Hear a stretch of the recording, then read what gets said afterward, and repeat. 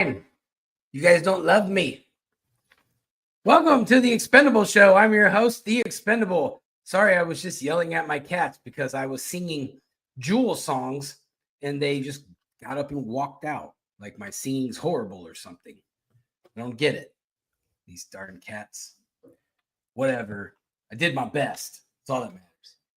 Today on the show, we got a live one. We got a live one here today.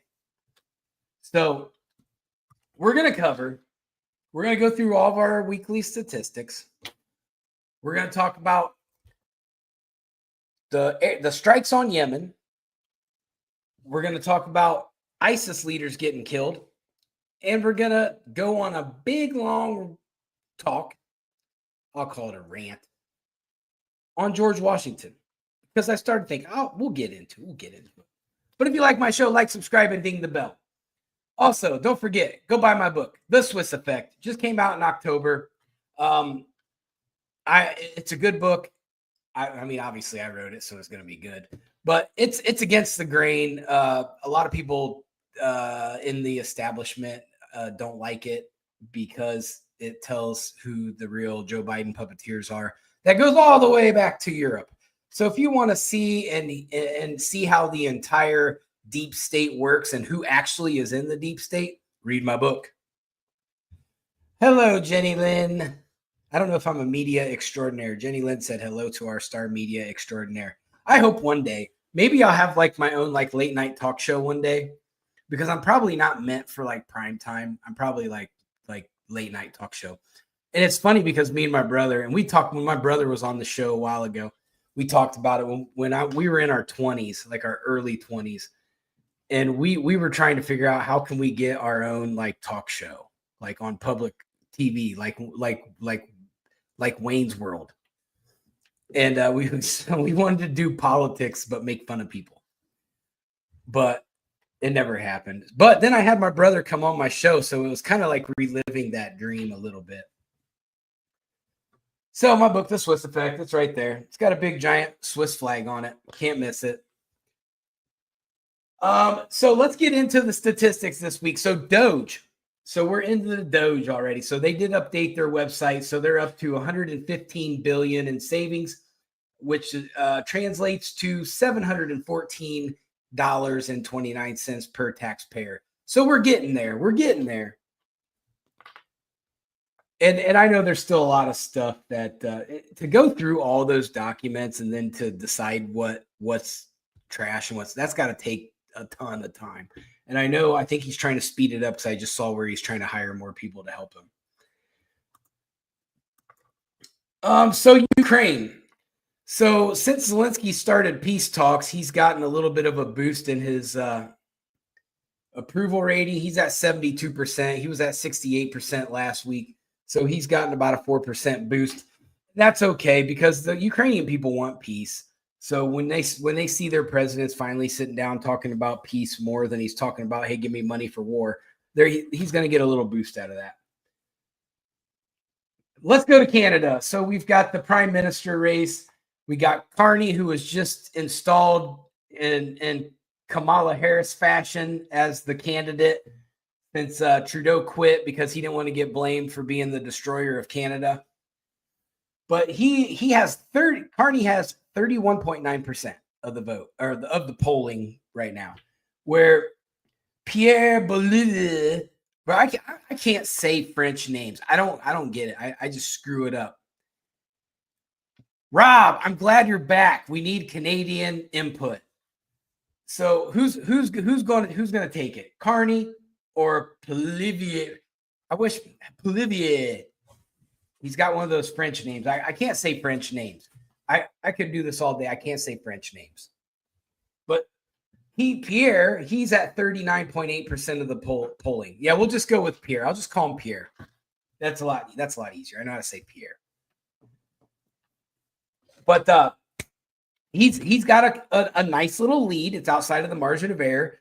But Carney is starting to gain a little ground. So we'll see how that plays out. We're going to cover it every week to see where that prime minister, because in reality, that's going to play a part in what happens between the American and Canadian trade agreement. So I think Pierre's going to be, obviously he's a conservative. He's probably going to be a little bit more friendly with Trump and probably repair the relationship. And we'll probably have a really good trade deal with Canada that'll benefit everybody. Carney, it's hard to tell. He's one of the elites. He's a 1%er. He identifies himself as European. So I'm not real sure.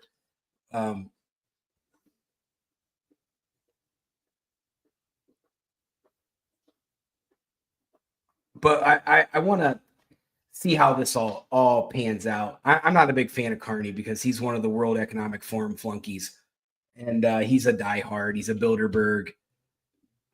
Rob said he's crooked as the day is long, which he's been. For those of you who don't know anything about Canada, he has been working as an advisor with Trudeau, so he's not an unfamiliar face to Canadians. He's been right in there with the destruction of what I call the destruction of Canada. And, I think Pierre is going to be bringing back the real Canadians, the ones that we like so much down here in America. Yeah, I saw that, Rob. I'm glad you brought that up because Canada is getting taxed out their butts right now. Like, it's crazy. I read an article about that, how Trudeau had these unbelievable, especially up in Alberta, on a lot of their industries in Alberta. I saw a lot of taxing going on in the logging business and several other sectors there. I don't know how Canadians are living. Weird. You guys got to work like overtime every week just to cover the taxes you guys are getting stroked on. But that's how socialism works. When you have a socialist leader, they're gonna take all your money. They're gonna figure out how to do it. Yeah, that Karen tax. That's what the article I was reading was about, the Karen tax. Or carbon tax, right? Because you guys have that clean energy crap going on up there, and I'm glad that we're finally getting rid of it. Although I'm not real sure Biden was really applying the carbon tax here too much. You used to be able to buy like an emissions like credit, to where if you spend so much money you can pollute all you want. I think that was under Obama though. I can't remember. I gotta fact check myself on that, but I'm pretty sure you could buy your pollution, which is stupid. Like, how do you? Oh, we're green. We're going green, but if you give us enough money, you can pollute all you want. It's okay. So yeah, I'm pretty sure we did have a carbon tax here too. So Trump's polling. So Trump's polling is down a little bit, and that's understandable because we're in this time of uncertainty. Trump came in riding high, and he's going down a little bit, but I'm not panicking yet. He's still at 47.8%. It's the highest he's ever been. But I don't think Biden ever hit 47%. I'd have to go back and relook at my stats, but I know Biden was like almost below 40% for like the last year of his presidency. So let's look at the gas. So just like last week when I reported 2024, the average gas price was at $3.30 a gallon. Today, it's gone down again. It was at $2.22 last week. Now it's at $3.22. I'm sorry. Now it's at $3.08 a gallon. So Trump has dropped the average gas price 22 cents a gallon in his first few months. So there you go. There's gas prices down. I know they're super down here where I'm at. They've dropped like over 50 cents in my little town in Georgia. And even when you get, like when I go into work in Atlanta, gas price is still 20 cents lower than what it was when Biden was in office. So all the way around here in Georgia, it's lower. In 2024, bread price or eggs were averaging $4.15 a dozen. Today, I looked it up this morning. Eggs are averaging $4.15 a dozen. So we are matching. We've gone through the whole bird flu, kill all the chickens thing. And when the prices went up, now they're right back to where they were when Biden was in office. And that took place in like 2 weeks. 2 weeks, Trump dropped the egg prices. So now we're even with Biden. So as soon as it goes over, or as soon as it goes under Biden's averages, I'm going to rub it in every day, all day. And then once again, the 30-year mortgage average here is 6.68%. In 2024 is 6.85%. So we're below, the mortgage rates are down. Your real wages are up. Hey, G bro, what's up, man? Welcome from the city that Pete Buttigieg built. Mayor Pete.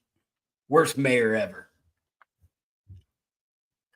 So one thing I want to start off with today. So I don't want to say hate. Hate's a strong word. I shouldn't say hate. I extremely. Oh, my dad just fact checked me. It's $2.60 a gallon in Ohio. So in rural Ohio. So that's good. That's good. Gas is dropping in Ohio too. So that means it's going right up the chain. And I pretty much live like right off of I-75. So when you go straight up, my family lives right off of I-75. So it's pretty much the I-75 corridor all the way up to Michigan. The gases are probably all down all along there. But anyway, so I highly dislike how woke they've made the Marvel shows, the movies. So I don't watch them. I stopped watching them a while ago. They did too much. They ruined those characters. However, the new Captain America, Anthony Mackie. So I remember when he came out, some people were like, "Oh, Captain America can't be black." I didn't care. I wasn't watching those anymore anyway because they wokeified everything. But he made a statement a while ago, and he said, "To me, Captain America represents a lot of different things, and I don't think the term America should be one of those representations." So that's a big black eye to me. I don't like that happened, that he said those things. So, however, that was in the past. That was the Biden administration, Anthony Mackie. So just recently, he made some statements, and I only saw it because I was on the treadmill at the gym, and I saw it pop up on there. I was like, "Oh, he said that. I better go look into this a little further." So the current statement. So he's talking about that the left has killed masculinity, and he doesn't like that, and that he's going to raise his four sons to be men. And it got me thinking about it. So I understand that there is a point where there's going to be like more feminized men, and there's going to be more masculine men. However, they spent the last 4 years demonizing masculine men, and I don't like that because I'm a man's man, just like probably a lot of the people that watch my show, and I don't like that I've had to be demonized. That I can't, think the thoughts that I want to think. I don't change anything that I do because of the wokeism of the last 4 years. I've managed the company that I work for the same as if it never happened. I didn't do any of the DEI stuff. I didn't do none of that. And I think that for overall, the people that work for me respect me for it. That I don't sugarcoat things.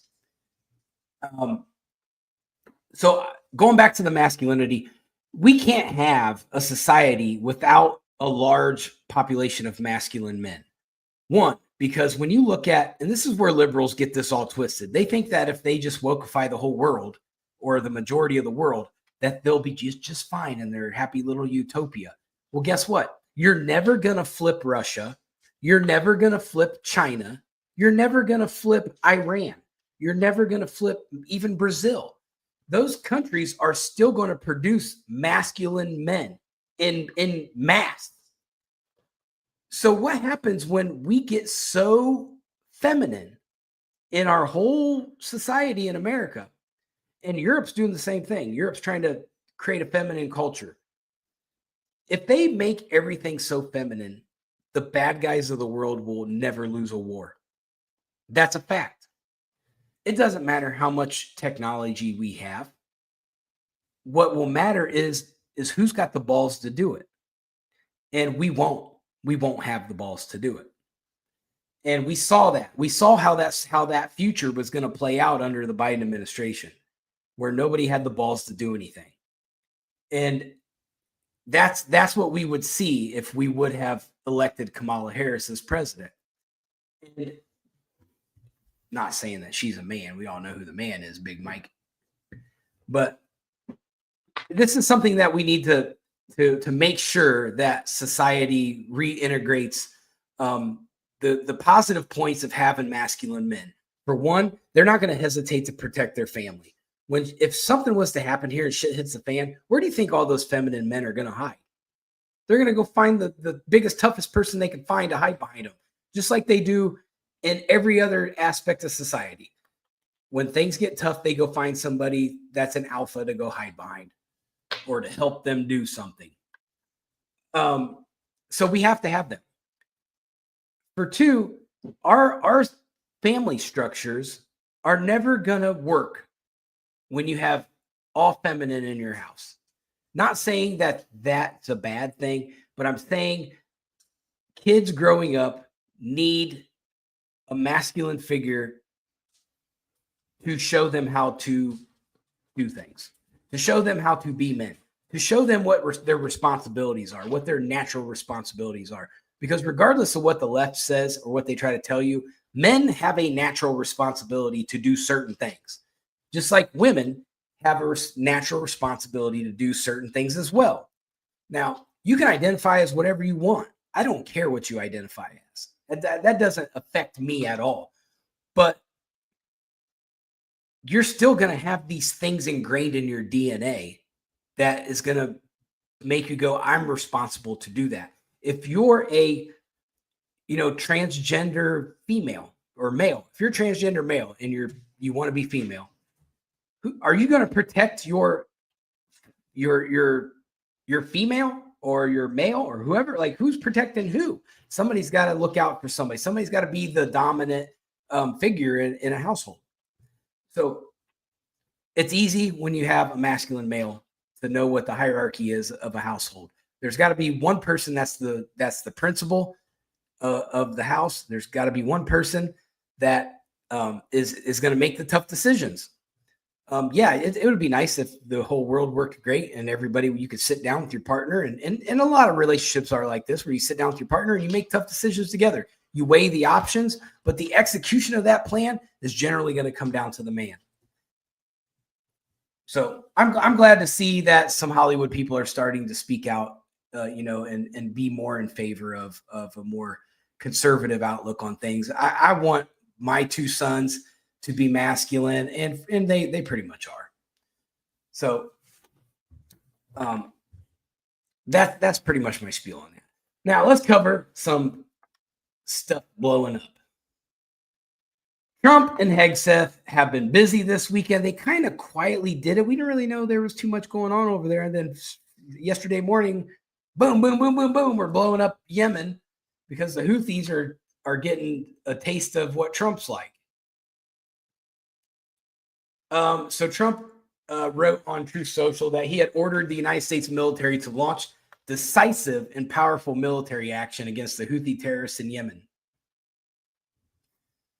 He said they have waged an unrelenting campaign of piracy, violence, and terrorism against America and other ships, aircrafts, and drones, which is true. We've been seeing that. It happened when Biden was president too. He did retaliate against them, but he didn't do enough to really make his point. Trump also criticized his predecessor, Joe Biden, that the Democratic president's response to the terrorist group was pathetically weak. So the unrestrained Houthis just kept going, which is true, 100% true. Biden could have wiped out the Houthis in the 4 years that he was in office. He just didn't want to. And as some of the money trails start to come out, we're starting to see why.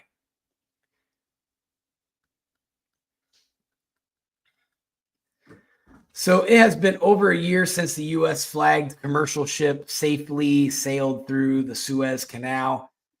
So that's in the Red Sea, for those of you who don't know. And that's a problem that we have here. And our nobody's safe. If you're going through the Red Sea, the Houthis are probably going to fire something at you. They're just a terrorist group over there, and they don't want nothing to happen over there. They don't want nobody coming into the Red Sea. The last American warship to go through the Red Sea 4 months ago was attacked by the Houthis over a dozen times. It affects the economy when they do that. You can't get goods in and out of the Red Sea. That's a problem. It's billions of dollars wasted. Trump made a statement and he said, to all Houthi terrorists, your time is up and your attacks must stop. Starting today. If they don't, hell will rain down upon you like nothing you've ever seen before. The Houthis aren't going to stop and Trump's going to eliminate them. That's what's going to happen. I'm already predicting it. Houthis, extinct. Here pretty soon. We're going to see it. And I'm all for it. They're a problem, and they're funded by Iran. And Iran is going to be responsible for the death of all those people. Which they're just showing right now that Israel's on high alert in case the Houthis retaliate. Anyway, so the latest military action that Trump did, see the Houthis were firing surface-to-air missiles at the F-16s. U.S. defense officials this happened on February 19th, said the incident marked the first time that the Houthis had fired surface-to-air missiles at a U.S. jet. The missiles did not impact the F-16s, and the Houthis were unsuccessful. And they fired another missile at an MQ-9 Reaper drone that same day. But the Houthis just aren't very good at like hitting our military targets, so good, lucky for us. The missiles didn't impact anybody. In January, Trump redesignated the Houthis a foreign terrorist organization 4 years after his administration made an identical move that the Biden administration later reversed. Why would the Biden administration take away the Houthis' status as a foreign terrorist organization? Well, now that we see where the money trails are going, we understand why. Biden was in bed with all those groups over there. There's a money trail that goes right to the Taliban, ISIS, the Houthis, Hamas. The money trail is there. So there should be people in prison right now. Right now. There's enough evidence. Where are you at, Pam Bondi? The whole Biden administration should be in prison right now. Facts. The money trail's right out there in the open. All you got to do is just dig a little bit. It's right there. Everybody in the Biden administration should be in prison. Iran is not accepting responsibility naturally. Iran never accepts responsibility for anything. They're like that child that like you just enable over and over and they get in trouble like their whole life. And you're just like, oh, it's never your fault, Jimmy. That's Iran. They never take responsibility for nothing. But they're supported by Iran's Islamic Revolutionary Guard and the Quds Force, which arms and trains terrorist organizations worldwide. The Houthis have fired at U.S. Navy warships dozens of times since 2023, endangering American men and women in uniform. Time to make them go away. And Iran, realistically, so Israel's just about wiped out all of the majority of Hamas. They've knocked a big hunk out of Hezbollah, and now the Houthis are about to be extinct. So Iran's running out of flunky terrorist groups to use. So, and with Trump's foreign policy, as we knew from the first 4 years, Trump knows how to choke Iran financially. Iran's about to be irrelevant again, because you can't shoot off missiles that you can't afford to buy, and that's what Trump's going to do to them. He's going to cut their money off. That Biden gave it right back to him, mind you. Put him right back in the Iran nuclear deal, which gave him billions of dollars right off the bat. Do you see the pattern here? The U.S. military confirmed it conducted airstrikes in Yemen, saying it targeted a missile storage site and a command and air and control center operated by Iran-backed Houthi rebels. U.S. CENTCOM announced the successful strike in a release Saturday, saying they were meant to disrupt and degrade Houthi operations, which they accomplished. Good job. The Houthis they're vowing to continue until Israel ends its campaign in Gaza. Not going to happen. The terrorist groups targeted more than 100 merchant vessels since the start of the Israel-Hamas war.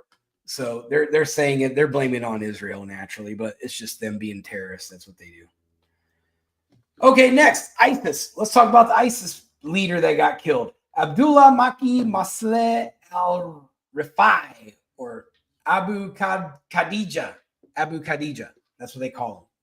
He was killed.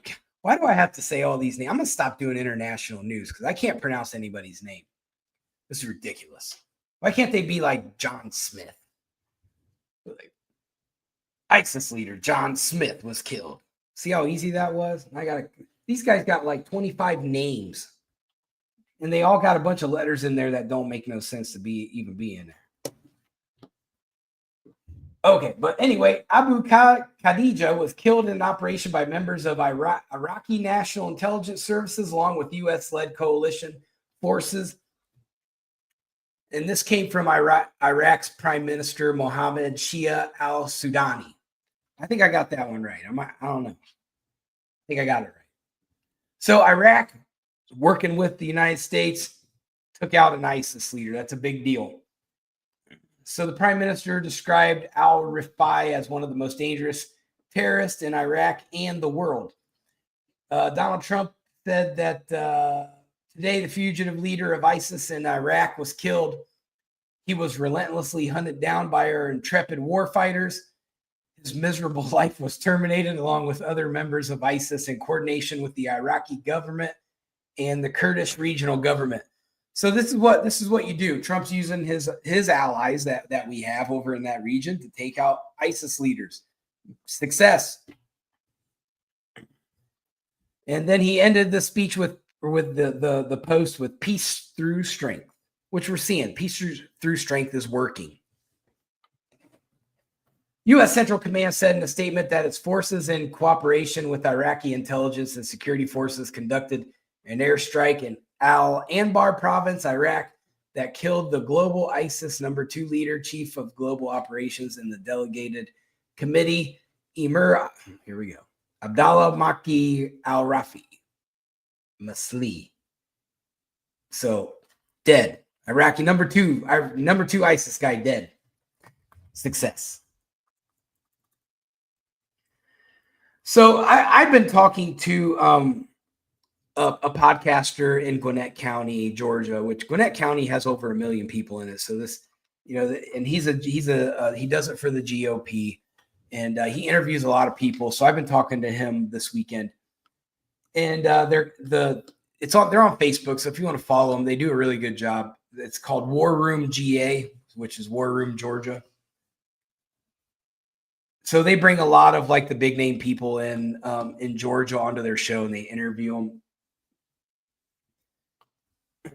And he brought up a good point, and we're talking about maybe a collaboration on a few things. But he said, if you ever do anything that revolves around America first, let me know, and we could probably I'll probably share your video on my site. I said, okay.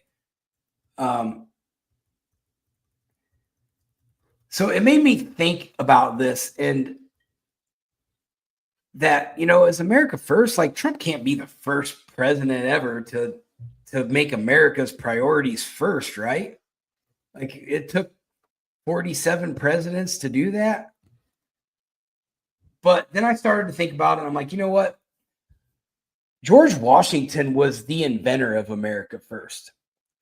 So I was reading through an excerpt, and I'm going to share some of it for you about what kind of person George Washington was. I wish my brother could be on here because he's probably the foremost George Washington expert that I know. Dude, the dude just does nothing, but he knows everything there is to know about George Washington. But these are things I didn't know until I read this, and this comes from the Heritage Foundation. They did this big excerpt on George Washington, so I thought I'd share.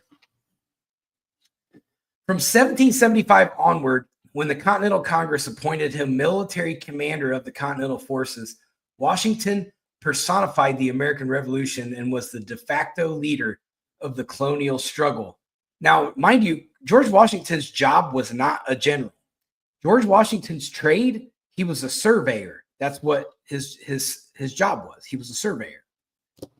So for 8 years, General Washington led his small army through the rigors of war, from the defeats in New York and the risky crossings of the Delaware River to the hardships of Valley Forge and the ultimate triumph at Yorktown. So he had a lot of success. Through force of character and great leadership, Washington transformed an underfunded militia into a capable force that, although never able to take the British Army head on, they outwitted and defeat the mightiest military power in the world.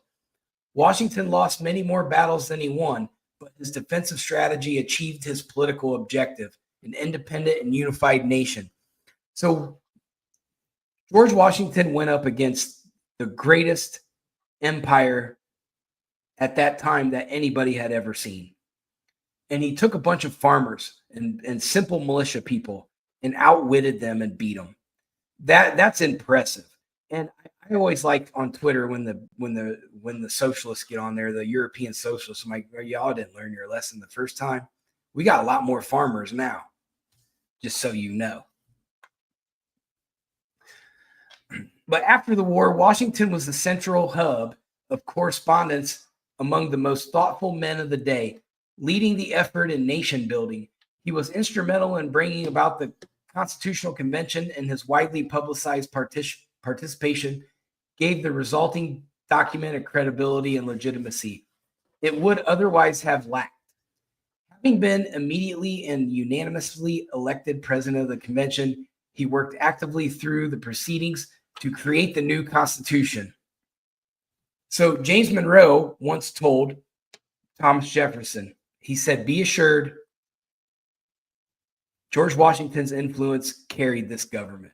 So he's basically saying that the real OG of this country is one man, George Washington.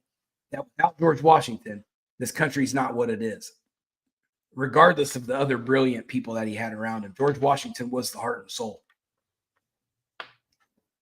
And the key ingredient in all of these things was moral character, something that George Washington took very seriously, and which gave to his decision-making a deeply prudential quality, and to his authority an unmatched magnanimity. His integrity was pure, his justice the most inflexible I have ever known, no motives of interest or consanguinity, friendship or hatred being able to bias his decision. So this is what Thomas Jefferson said about George Washington. He's saying that this guy had a brilliant moral compass, that he was not wavered by anything, that nothing, you couldn't buy him, you couldn't sell him, you couldn't manipulate him, you couldn't tempt him. This was George Washington. He is the ultimate America First president.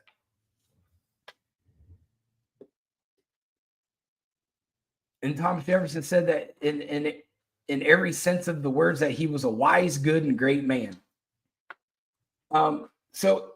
It goes on to say, it's no coincidence that when Washington's most important legacy comes during moments of temptation, when the lure of power was before him, twice during the Revolution, in 1776 and again in 1777, when Congress was forced to abandon Philadelphia in the face of advanced British troops, General Washington was granted virtually unlimited powers to maintain the war effort and persevere civil society, powers not unlike those assumed in an earlier era by Roman dictators. So they basically gave him the kingdom. Said, here you go. Do what you got to do to keep us safe. He shouldered that responsibility and then gave that authority back as soon as we were out of danger. That's a tough thing to do. I'm going to tell you right now, if you are in a position of power, someone hands you the keys to the world, are you going to be able to just give those keys back and say the world's not mine to have? George Washington did that. I'm not giving the keys back. I'm not going to lie to you. You give me the world, I'm taking it. George Washington had the fortitude to know that his service to his country was nothing but that. He served his country. He did his job. The crown is not his to keep. After the war, there were calls for Washington to claim formal political power. They wanted him to take political power. 7 months after the victory at Yorktown, one of his officers suggested what many thought only reasonable in the context of the 18th century, that Americans should establish a monarchy and that Washington should become king. Washington immediately rejected the offer out of hand as both inappropriate, and dishonorable, and demanded that the topic never be raised again. He refused the crown, the monarchy of a bloodline that could still be ruling this country. He turned it down. I don't have the fortitude to do that, but George Washington did it. This man his moral compass was second to none. I don't know how he wasn't tempted by these things, but he did it.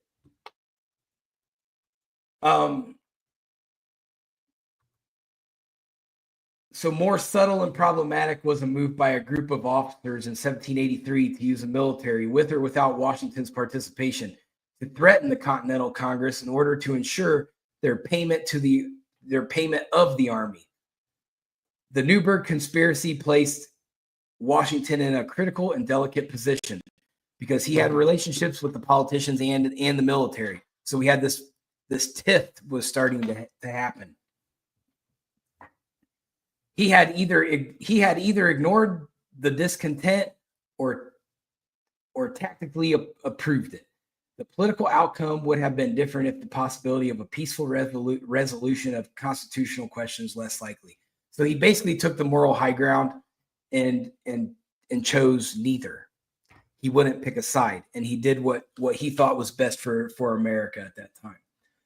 Washington wouldn't have none of it. He said the army, he rebuked Alexander Hamilton in this, is a dangerous instrument to play with.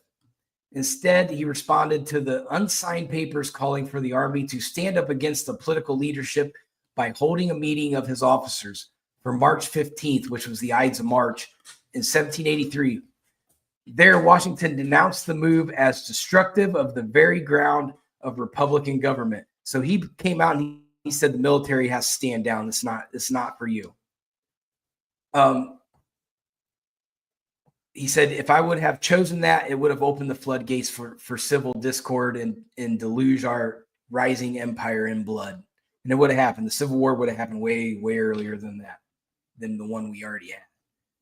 In other occasions, he had been supported by the exertions of the army and the countenance of his friends. But in this, he stood single and alone. So Washington made his decisions by himself. He didn't have somebody, advisors running around telling him what to do, like Joe Biden. He was much like Donald Trump. He would listen to his advisors, but at the end of the day, the decision came down to him. And he would make the plan based upon the facts and what he thought was morally beneficial to the United States of America. By the year's end, Washington, victorious in war, proceeded voluntarily to resign his military commission. When he stepped down again after his second term as president, the dumbfounded King George III proclaimed him the greatest character of the age.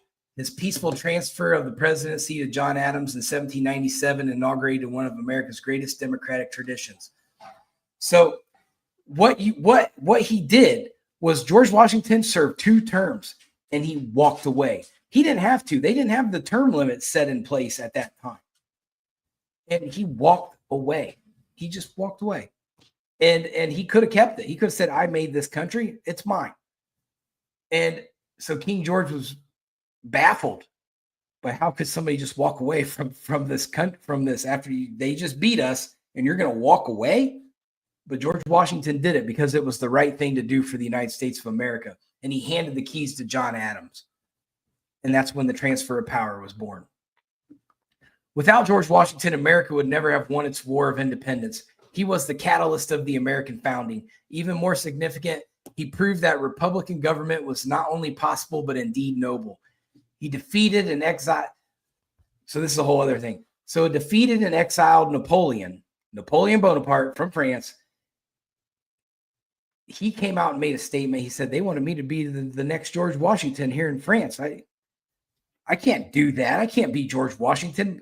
He knew his moral compass couldn't hang with George Washington. That man said no to things that normal men wouldn't say no to. So I thought that was a pretty interesting thing that Napoleon said, I can't be George Washington. I'll never be like George Washington.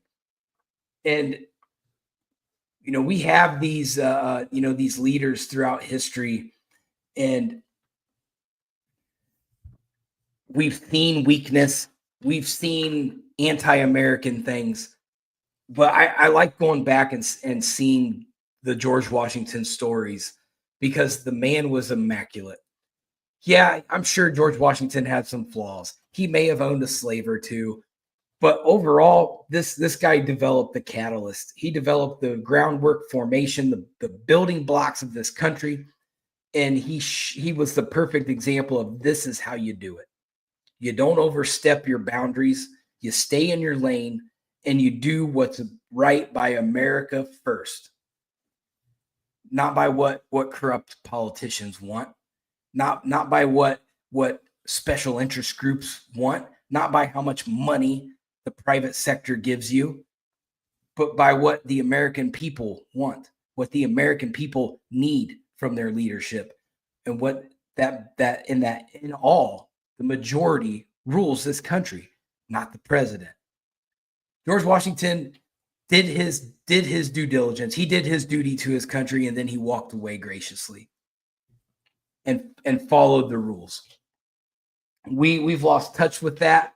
I don't know when that happened, but as a country, at some point, the presidents stopped caring about their moral compass. They stopped caring about the America First policy that George Washington set before them.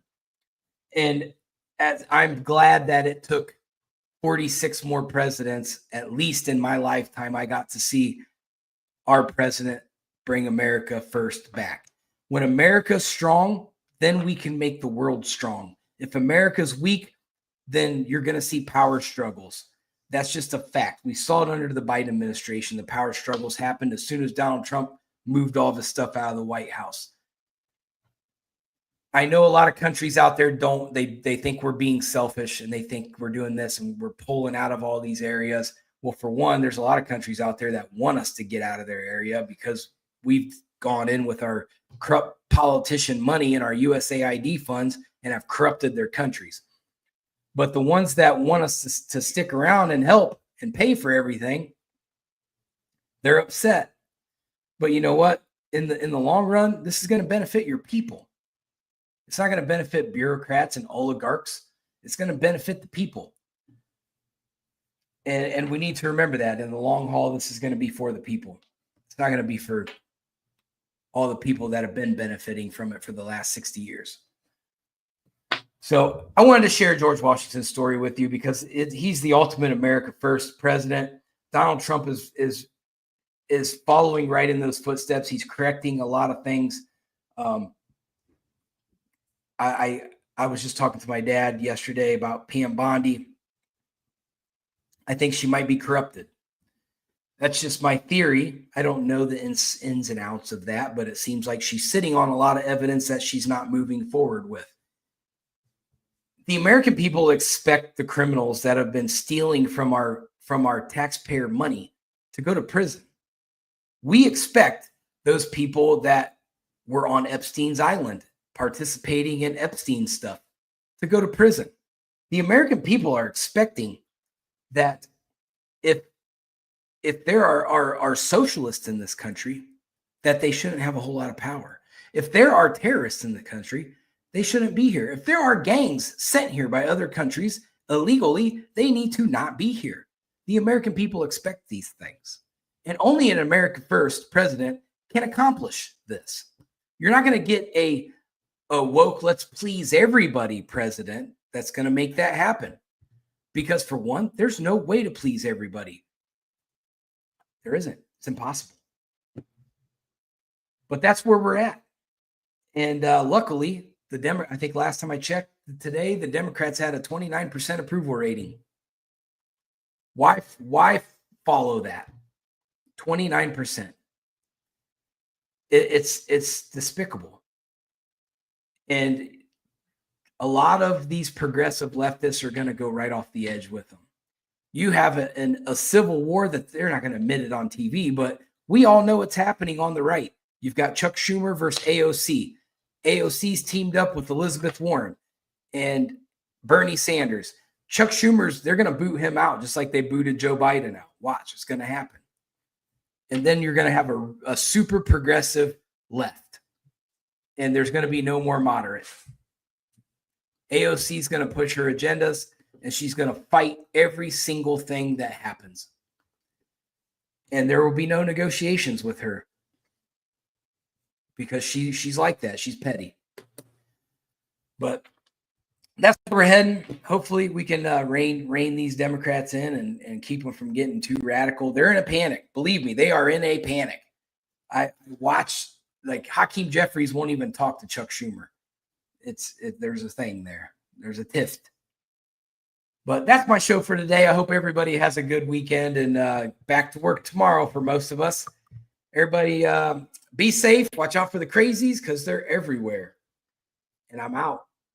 Peace.